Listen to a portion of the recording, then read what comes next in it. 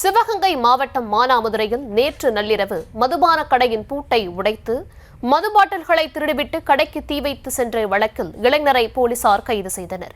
விவரங்களை தர இருக்கிறார் செய்தியாளர் மகேஸ்வரன். விவரங்கள் வழங்கலாம்.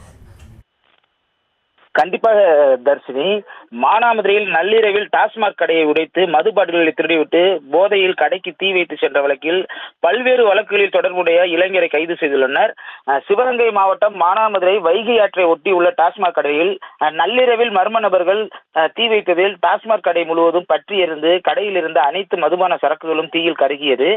கடையில் இருந்த சரக்குகள் ஆங்காங்கே வெடித்து சிதறியது.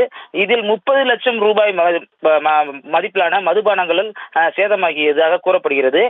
இந்த நிலையில் டாஸ்மாக் கடை நள்ளிரவில் தீப்பற்றி எரிவதாக போலீசாருக்கு தகவல் கிடைத்தது.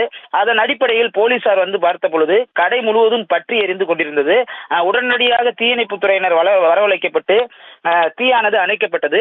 இது குறித்து மானாமதுரை போலீசார் வழக்கு பதிவு செய்து குற்றவாளியை தேடி வந்தனர். இந்த நிலையில் வந்து கடையில் உள்ள சிசிடிவி காட்சிகளை வந்து ஆய்வு செய்ததில் கடையை உடைத்து கடையின் உள்ளே உள்ள மது பாட்டில்களை சிலவற்றை திருடிக் கொண்டு கடைக்கு பெட்ரோல் ஊற்றி தீ வைத்து சென்றது தெரிய வந்துள்ளது.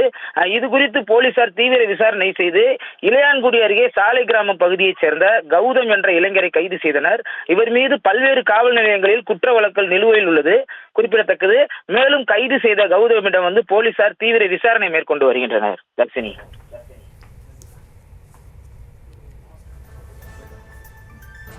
விவரங்களுக்கு நன்றி.